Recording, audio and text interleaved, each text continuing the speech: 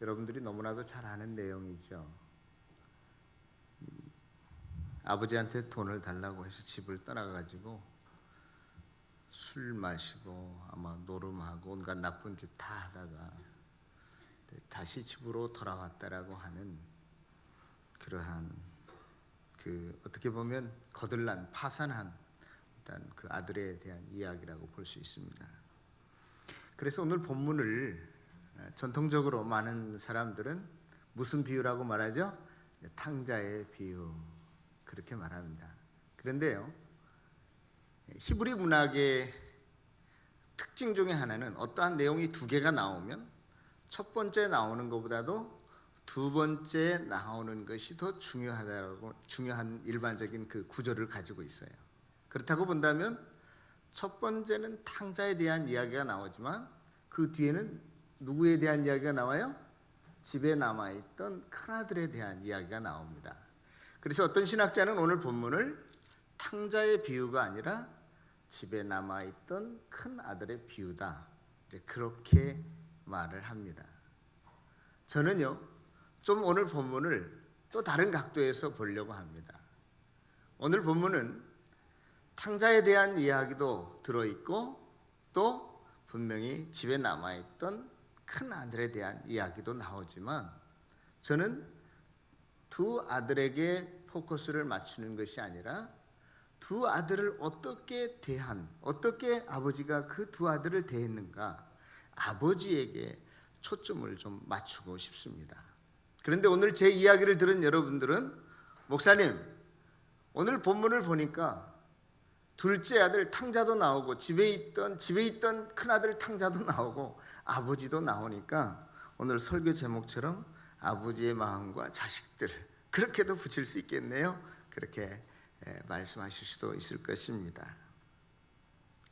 오늘 본문을 잘 우리가 이해하고 해석하려면 먼저 오늘 본문과 얽혀진 그 어떤 유대 사회의 문화를 몇 가지 아는 것이 도움이 되겠다 하는 생각이 듭니다. 그것은 뭐냐면 유대 문화에 있어서 그 부모로부터 자식들이 재산 상속을 받을 경우에 지금으로부터 2000년 전 이 성경이 쓰여질 당시의 그 문화는 큰아들은 다른 아들의 2배를 더 받을 수 있었고 그 다음에 둘째 아들은 하나를 받을 수 있었어요. 그러니까 오늘 본문에 나오는 이 어떤 사람에게 두 아들이 있었는데 아들이 둘밖에 없다는 것은 큰아들의 몫은 아버지 전체 재산의 몇 분의 몇이에요? 3분의 2이고 둘째 아들은 이제 3분의 1을 가져갈 수 있었던 것 같습니다.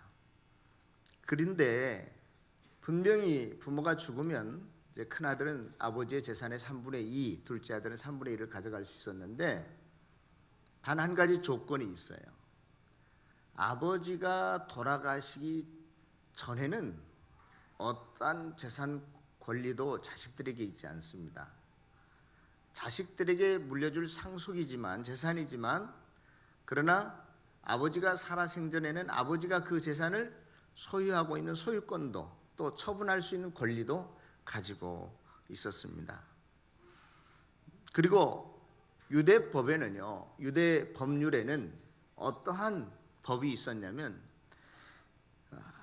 신명기 21장 18절 이후에 보면 이렇게 기록되어 있습니다. 완악하고 패역한 아들이 있어 그의 아버지의 말이나 어머니의 말을 순종치 아니하고 그의 부모가 징계하여도 순종치 아니하거든 그를 끌고 성문에 이르러 부모의 말을 듣지 아니하고 방탕하여 술에 잠긴 자라 하면 그 성읍의 모든 사람들이 그를 돌로 쳐 죽일지니. 아주 그렇게 명문화가 되어 있습니다. 오늘 누가복음 15장에서는 예수님께서 유대인들이 상종치도 아니하는 사마리아 지방에 들어가셔서 지금 전도를 하시다가 일어난 일이에요. 그런데 그 사마리아 지방에 예수님께서 들어가신 것도 못마땅한데 지금 예수님께서 그 지역에 그보다 사마리아 사람들 중에도 더 못한, 더 개와 같은 돼지와 같은 죄인들과 세리들과 예수님께서 같이 먹고 마신단 말이에요. 그런데 혹시 예수님이 잘못한 게 뭐가 있나 꼬투리를 잡기 위해서 따라다녔던 바리새인들과 서기관들이 있었어요. 그것을 보고 아니 어떻게 죄인들과 함께 먹고 마시는가 이렇게 힐문합니다. 그러니까 예수님께서 거기에 대한 대답으로 비유 3개를 말씀하십니다. 여러분들이 잘 아는 오늘 본문 앞에는 어떤 비유가 기록되어 있냐면 잃은 양의 비유, 또 드라크마를 하나를 잃어버렸는데 다 그것을 다시 찾은 그 비유가 있고, 그다음 3번째 탕자의 비유가 들어 있습니다. 그런데요, 오늘 누가복음 15장 3절을 한번 읽어볼까요? 3절 시작. 예수께서 그들에게 이 비유로 이르시되, 지금 뒤에 연달아 비유 3개가 나오면 이 비유들이 이게 비유가 단수로 쓰였어요. 근데 엄격하게 말하면 이 비유들을 말씀하시되 이렇게 해야 되는데 왜 비유 3개를 쓰면서 단수로 썼을까? 그것은 3개의 비유가 결론이, 핵심이 다 똑같다는 의미입니다. 하나라는 의미예요. 하나라는 의미. 그러면 우리가 한번 본문을 살펴보도록 하겠습니다. 어떤 사람에게 2 아들이 있었는데요, 둘째 아들이 아버지에게 이렇게 지금 살아계신 아버지에게, 아버지, 내게 돌아올 분깃, 몫을, 지분을 나에게 주십시오. 그렇게 이야기합니다. 그런데요, 이 말의 의미는 다른 게 아니라, 유대 나라는 아버지가 죽어야만 재산을 상속받을 수 있다고 그랬죠. 그렇죠? 그런데 지금 아버지가 살아계신데 아버지 면전 앞에 가서 아버지 내 몫을 미리 주세요라고 하는 것은 아버지가 살아계시나 죽었으나 나 상관하지 않겠습니다 하고 아버지를 완전히 무시하는 태도예요. 어떠한 의미에서 아버지 있으나 마나한 아버지 빨리 죽어버리고 없어지십시오. 그리고 내가 몫을 좀 챙기겠습니다. 이러한 아주 이걸 어떻게 어떤 자식이라고 이렇게 표현해야 될지 모르겠지만 하여간 그런 자식이라 이 말이죠.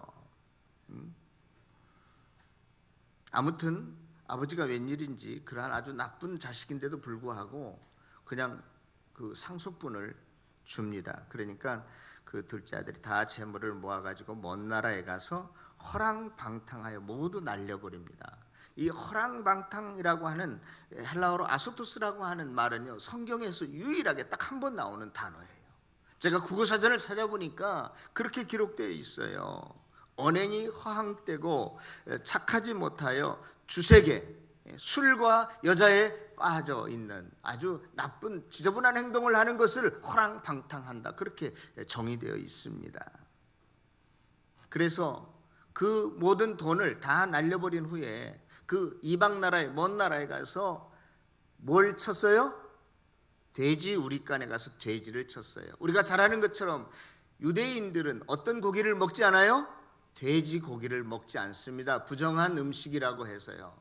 더더군다나 돼지를 치는 일은 절대로 하지 않습니다. 그런데 이 유대인 아들은 말입니다, 이방 나라에 가서 그것도 가장 천한 직업이라고 할 수 있는 돼지 우리에 가서 돼지들이 먹는 쥐염 열매, 돼지하고 서로 쟁탈전을 벌인 것 같아요. 오늘 본문에 보면 쥐염 열매로도 배를 채우고자 했지만 채울 수가 없었어요. 그렇게 굶주려 있었습니다.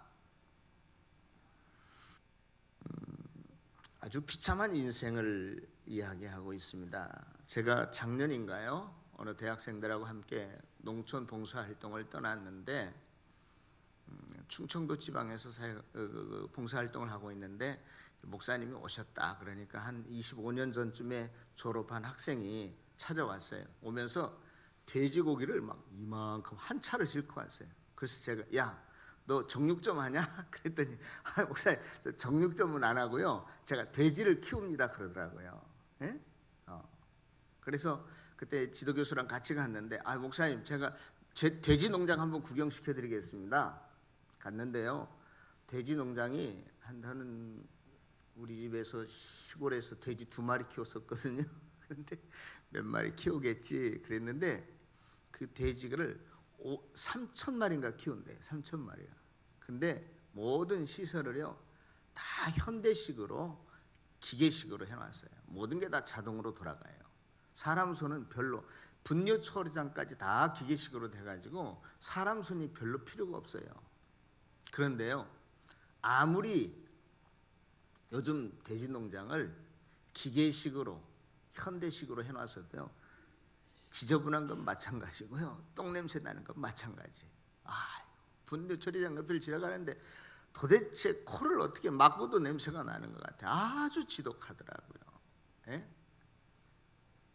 여러분, 지금 이 둘째 아들이 아버지 집을 떠나서 먼 나라에 가서 유대인인데도 불구하고 돼지 치는 건 관두고 돼지 고기도 먹지 않는 이 사람들이 돼지치기가 됐다라고 하는 것은 인생이 그야말로 더 이상 떨어질 수 없는 나락으로 떨어진 비참한 상태를 지금 말하려고 하는 거예요. 너희들이 하나님 아버지를 떠나면 이와 같다는 것입니다. 우리의 과거 예수를 몰랐던 지난날의 삶을 생각해보면 마치 이 돼지치기처럼 돼지 우리에서 살던 저와 여러분들이 바로 그러한 모습이었다는,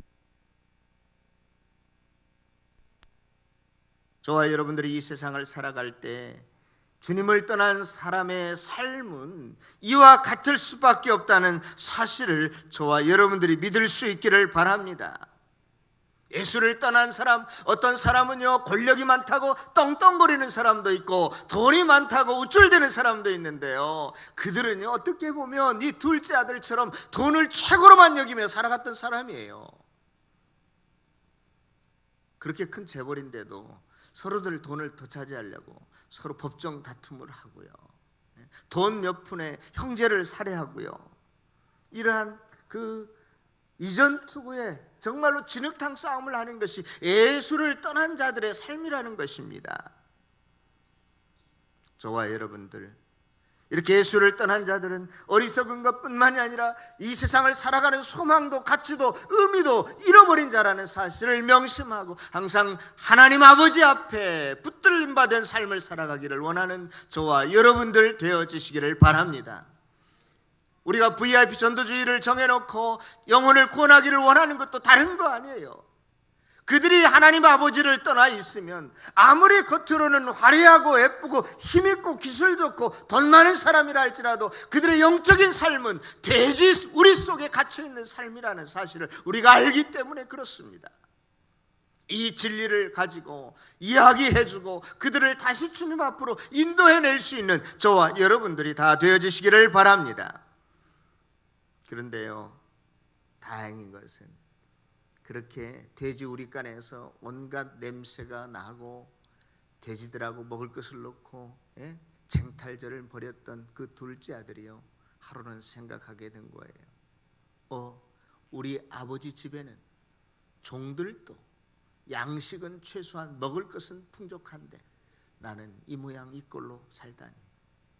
내가 염치는 없지만 다시 아버지 집에 찾아가서, 아버지, 내가 아들이 아니라 여러 많은 종들 중에 나를 일당으로 좀 한번 써주세요, 이렇게 이야기하리라. 그러면 내가 여기서 굶어 죽지는 않지 않겠는가 하고 일어나서 스스로 돌이켜 아버지 집을 향해서 나아갑니다. 이 아들은 아마 분명히 고개도 들지 못하고 고개를 떨구면서 아버지 집을 저 동구 밖에서 걸어오고 있었어요. 그런데 아버지는요, 이제나 저제나 집 나간 내 둘째 아들이 언제 오나 하고 항상 동구 밖에서 서성였던 것 같아요. 멀리서 자기 아들이 고개를 푹 숙이고 걸어오지만, 거렁뱅이 하나가 걸어오지만 아버지 눈에는 단 한 번에 저게 누구다? 내 아들이라는 것을 알아봤어요. 그리고 성경에 보니까 그를 향해서 어떻게 했다고요? 달려가 그를 안고 입을 맞추니 그렇게 되어 있습니다. 옛날에 어른들은요, 우리나라 양반들은요, 큰 군자는 대로행이다, 큰 길을 걷는 것뿐만이 아니라 행동하는 것을 천하게 여겼습니다. 우리나라 유교 문화권에서는 히브리 유대인들도 비슷한 문화를 가지고 있는데 어른들은 절대 아무리 급한 일이 있어도 뛰어가지 않습니다. 그런데 오늘 본문은 그 아버지가, 그 어른이 지금 모든 인생을, 재산을 다 말아먹어버리고 온 허랑방탕한 그 아들이 돌아오고 있는데도 불구하고 그 아들을 향해서 어떻게 했다고요? 달려갔다고요. 체면도 뭐고 다 없애버리고 그 다음 그 아들에게 찾아가서 그를 안고 입을 맞춥니다. 아, 내가 너를 얼마나 기다렸는지 아니? 네가 돌아오기를 내가 얼마나 기다렸는 줄 아니? 그리고 그를 안고 입을 맞춥니다. 제일 좋은 옷을 갖다 입혀라. 손에 가락지를 끼우고 발에 신을 신겨라. 그 당시 종들은 어느 누구도 돈이 아무리 많아도 신발을 신고 살 수가 없었어요. 그게 사회적인 신분의 표시이기 때문에. 그러나 주인은 신발을 신고 다녔습니다. 다시 아들의 주의를 뭐예요? 원상 회복시켜준다는 의미예요. 이게 바로 아버지의 마음이고 아버지의 사랑인 줄로 믿습니다. 그런데요, 지금 이렇게 비유로 예수님께서 누구에게 지금 이야기를 하고 있다고요? 꼬투리를 잡으려고 하는 서기관들과 바리새인들에게 이야기를 하고 있습니다. 그러면 지금 이 탕자의 비유를 듣는 이 바리새인들과 서기관들은 신경질 난다. 이 기분이 좋다. 몇 번일 것 같아요? 예? 예? 왜 신경질 나겠습니까? 그들의 문화와 전통은 이런 정말 나쁜 자식은 어떻게 해야 된다고요? 돌로 쳐 죽여야 되는데, 지금 무슨 말 하고 있습니까, 예수님? 그런 거예요. 그런 거예요. 무슨 낯짝으로 이 아들놈이 아버지를 찾아옵니까?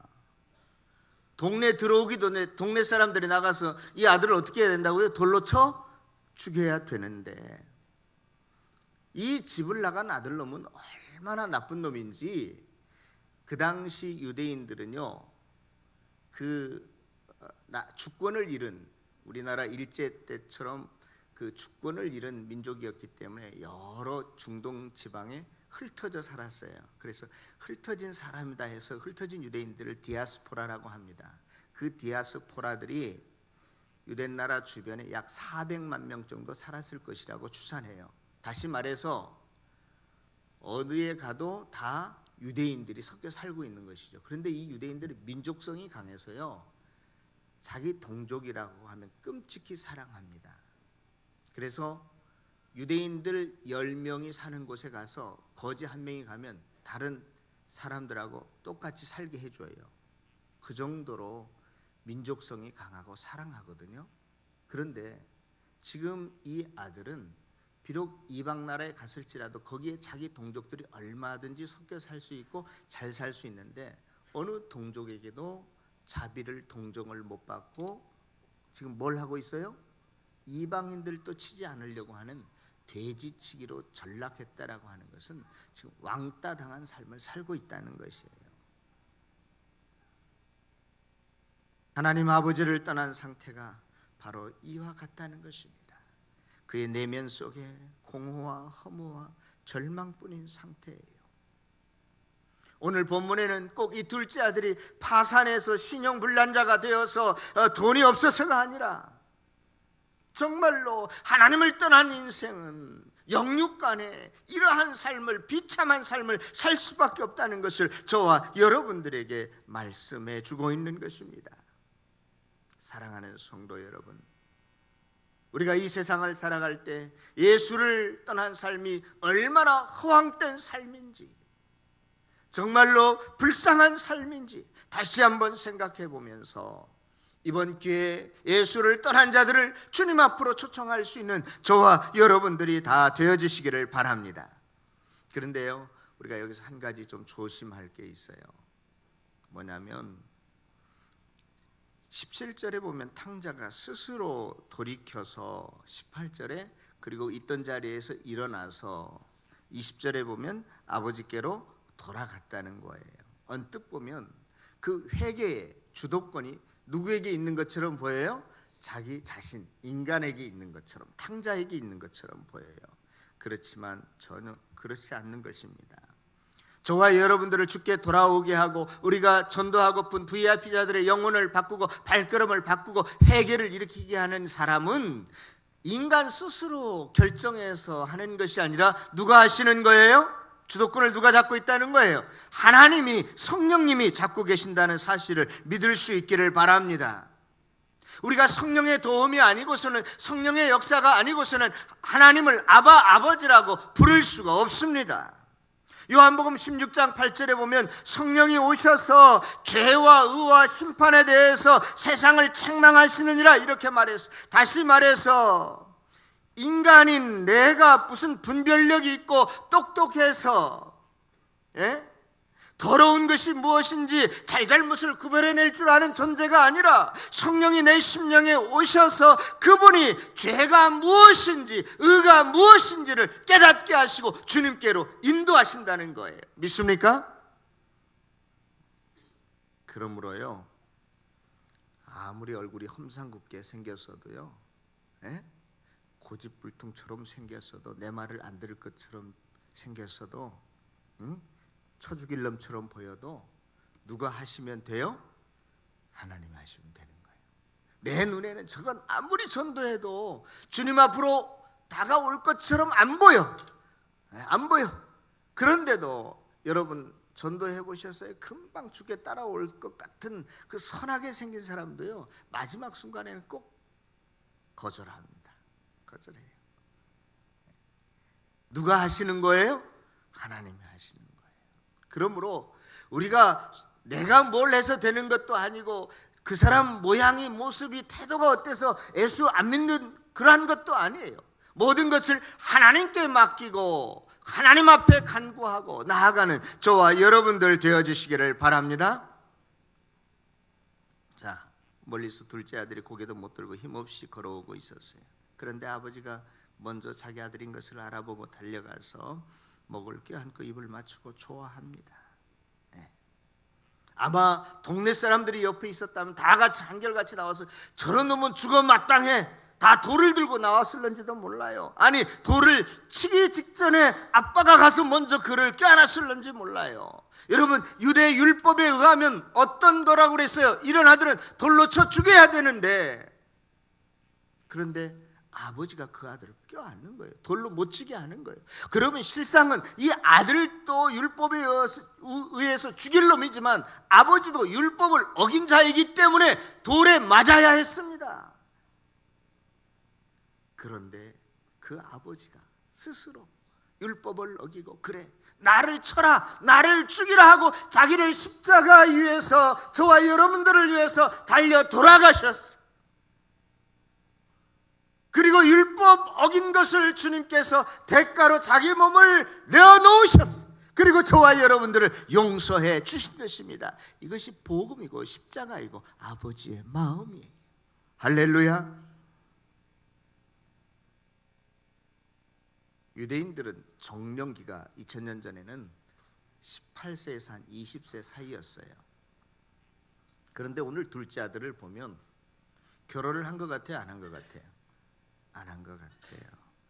아마 나이가 그렇게 많아 보이지 않습니다.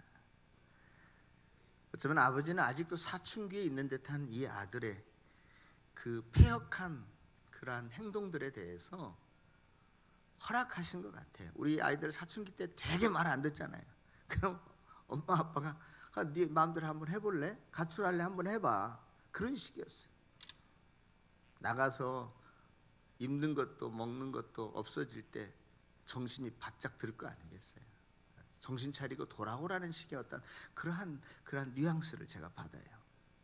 물론 아들도 잘못했지만, 너 나가서 집 나가서 너 아빠 말 안 듣고 엄마 말 안 듣고 그러는데 집 나가면 편할 것 같지? 한번 집 나가서 살아볼래? 군대만 가도 남자들은요, 어머니의 고마움을 압니다. 군대 훈련 받을 때 고향을 향해서 다 쓰라고 그래요. 그리고 뭐라고 외치라고 하냐면 어머니 하고 외치라는 거예요. 근데 다 그때 눈물을 흘려요. 예? 그 몇 주간 안 되는 그 짧은 기간에 죽을 똥 쌀똥 그냥 훈련 받으면서 그때 뒤돌아보면서 어머니를 한번 생각해 보는 거예요. 집에 있을 때는 늘마다 깨워주고 먹여주고 뭐 입혀주고 학교 가라 뭐 시쳐라, 그걸 잔소리로만 알았는데 군대에서 뭐예요? 다 지가 해야 되잖아요. 그러니까 어머니라고 하는 단어, 이미 고향 앞으로 섰 그러면 고향을 향해서 쓸 때부터 눈물을 글썽해요. 집을 떠나와 보니까 어머니의 사랑이, 아버지의 사랑이 어떤 건지를 조금씩 깨닫게 되는 거 아니겠어요? 아마 그런 걸 좀 경험하라고 아버지가 둘째 아들을 그냥 놓아보낸 것 같아요. 안 그렇으면 아버지가 찾아 나섰겠지. 그런데 아버지가 찾아 나서지 않고 집에 돌아올 때까지 기다렸어요. 오늘 본문에 보니까. 사랑하는 성도 여러분, 더 험한 꼴 보기 전에 주님 앞에 진실로 나올 수 있기를 바랍니다. 제가 가끔가다 이런 생각을 해봐요. 현실이 힘들고 어려울 때 왜 하나님께서 이렇게 힘든 세상으로 나를 보내셨을까? 예? 왜 우리 엄마 아빠는 이렇게 못 배웠을까? 왜 우리 집은 이렇게 돈이 없을까? 예? 때로는 그런 생각 우리 청소년 시기에 다 해봤잖아요. 그러나 커서는 그 종류가 다를 뿐이지 현실은 여전히 힘들고 어려운 게 너무나 많아요. 그럴 때 여러분들은 어떤 생각하십니까? 돼지와 같은 저와 여러분들, 돼지 우리와 같은 이 세상, 불의와 악독이 범람하고 탐욕에 서로 죽이고 물고 물리는, 속고 속이는 이러한 세상 속에서 저와 여러분들에게 하나님께서 좀 죽을 맛을 경험하기 위해서 그러한 과정을 거치게 한 다음에 하나님의 은혜와 사랑에 꼭 붙어 있는 자로 더욱 만드시기 위해서 그렇게 저와 여러분들의 오늘의 현실의 삶을 보여주시고 경험케 하시는 것 같아요. 할렐루야. 집 나간 자를, 탕자와 같은 저와 여러분들을 주의 십자가로 아버지의 마음으로 살려낸 것이 바로 복음임을 믿을 수 있기를 바랍니다. 그 주의 십자가로 다시금 아들의 주의를 원상태로 회복시켜 주셔서 손가락에 뭘 끼워줬다고요? 반지. 이거요 옛날에 황제나 끼는 반지요. 그런 인장을 의미하는 거예요. 큰 잔치를 벌려주셨습니다. 이러한 잔치의 즐거움에 진정으로 기뻐하고 함께 참여할 수 있는 저와 여러분들이 다 되어지시기를 바랍니다. 그럼 그 집에 남아있던 그 큰아들은 어떤가? 둘째가 집 나가서 재산 가지고 허랑방탕하고 다 써버릴 때 이 큰아들은 집에 남아서 뭘 한 것 같아요? 열심히 땀 흘려 일한 것 같습니다. 그런데 하루는 밭에서 일하고 오는데 집에서 뭐 풍악 소리가 나고 뭐 춤추는 것 같고 난리 버거지예요. 그래서 집에도 안 들어가고 깜짝 놀래가지고 종 하나를 불러서 야, 우리 집에 무슨 일이 일어났냐 그랬더니 예, 당신의 동생이 돌아왔습니다. 그래? 그 이야기를 듣고 큰아들이 1. 신경질 난다. 이 기분이 좋다. 몇 번이요? 에? 왜? 아니 나는 지금까지 몇 해 동안을 그렇게 땀 흘려 일했건만 염소 새끼 한 마리도 안 주더니 아니 다 그 많은 재산을 허랑방탕하게 써버린 아들이 돌아왔는데 이거 뭐 소를 잡고 뭐 풍악을 흘리고 난리 버거지를 해? 이건 불공평해도 분수가 있지. 에? 이게 뭐예요? 큰아들의 마음이잖아요. 저와 여러분들이 지금 주님 곁에 지키고 있다고, 주님의 집을 채우고 있다고 생각하십니까? 성도들 보면요, 이런 큰아들과 같은 마음들이 많이 있어요. 섭섭병에 걸린 사람들도 많이 있어요. 목사님 내가 이만큼 했는데 뭐 이 정도 했는데 안 알아주니까 뭐 교회가 뭐냐 뭐 이런 식으로 말이에요. 이 섭섭병에 걸린 사람들 다 큰아들이래요. 큰아들. 알겠어요? 겉과 속이 다른 사람들이에요. 이 큰아들도요, 실은 뭐가 좋아서 지금 남아있는 거예요? 아버지가 좋아서 천만에 돈 때문에 남아있는 거예요. 어떤 시어머니가요 10카레짜리 다이아몬드를 항상 끼고 살아. 나이가 많이 들었는데, 근데 덥다 부채질하면 며느리가 에어컨 갖다 주고 놓아주고, 예?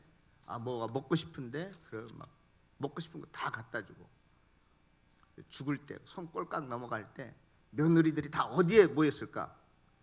다이아몬드에 딱 꽂혀. 10카레트 얼마인 줄 아세요? 차봤어야 알지. 내가 인터넷에 찾아봤어요. 10카레짜리 다이아몬드가 요즘 약 12억 정도 한대. 12억. 예? 그 정도는 알고 살아야지. 그래서 시어머니가 꼴깍하기 직전인데 다들 며느리들이 어디에 모였다고? 요 어머니가 집중한 게 아니라 어디에? 여기에 집중한 거야. 근데 시어머니가 숨 꼴깍하기 전에 야, 그 다이아몬드 가짜다.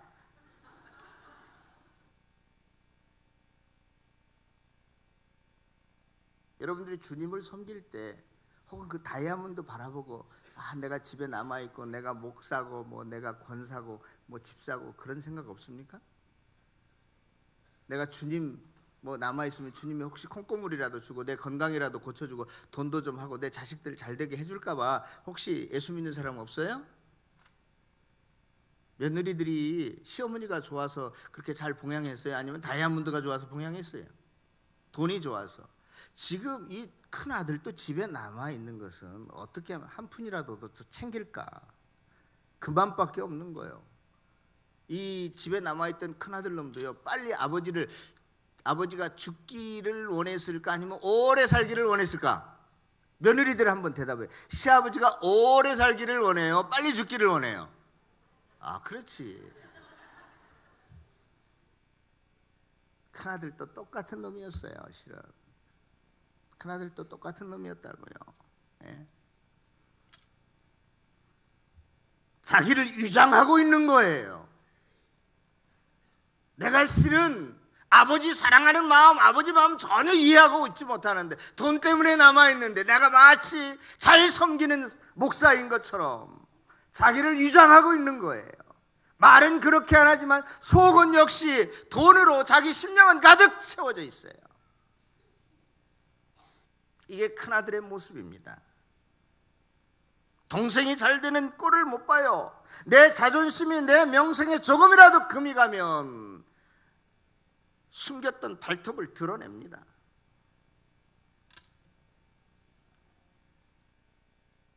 이런 신앙인들 없기를 바랍니다.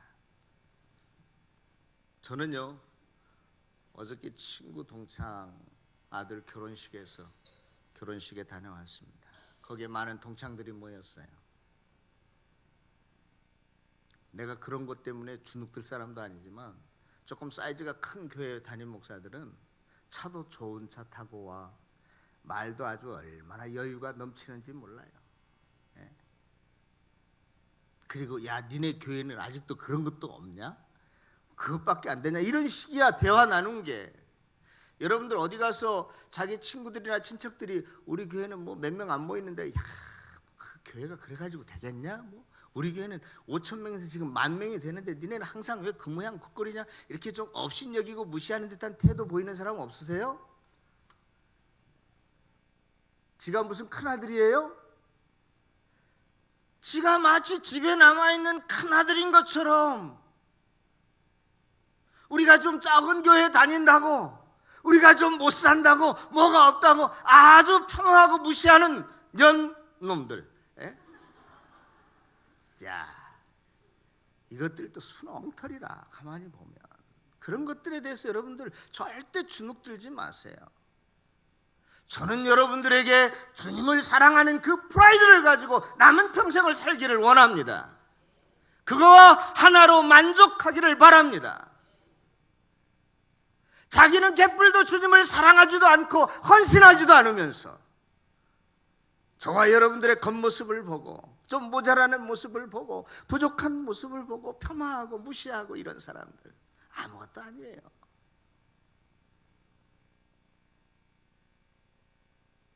그런 큰아들인데도, 지금 문 앞에도 들어오지 않고 밖에 서 있는 큰아들인데도 오늘 본문의 28절에 보니까 아버지가 다시 문 밖으로 어떻게 해요? 나갑니다. 직접 또 나가요. 그래서 나가서 그 아들을 권한대. 파라클레오라고 하는 단어예요. 근데 여러분, 이 파라클레하고 어근이 같은 게 파라클레토스인데, 파라클레토스는 바로 보혜사라는 뜻입니다.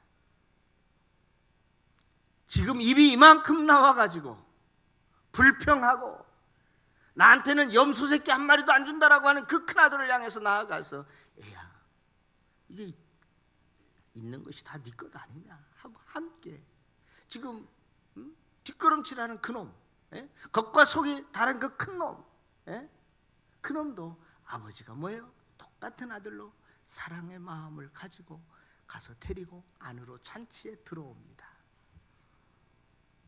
사랑하는 성도 여러분, 다음 주일이 VIP 전도주일로 우리가 정했는데, 오늘 본문에 나오는 집을 나간 둘째 아들과 같은 우리 VIP들, 또 내가 하나님 집에 남아있다고 하지만 실상은 겉과 속이 다른 나를 포장하고 위장하고 있는 큰아들과 같은 저와 여러분들이 다시 한번 아버지의 마음이 무엇인지, 하나님 아버지의 사랑이 무엇인지, 그 안에 있는 생명이, 그 안에 있는 은혜가 무엇인지를 깨닫고 함께 즐거운 잔치에 참여하는 복된 잔치가 되어지기를, 축제가 되어지기를 주님의 이름으로 축원합니다. 우리 모두 하나님 앞에서 기뻐하고 주님을 찬양하고 주님을 높여드리는 다음 주일이 되어지기를 다시 한번 주님의 이름으로 축원합니다. 우리 다 같이 한번 기도하겠습니다.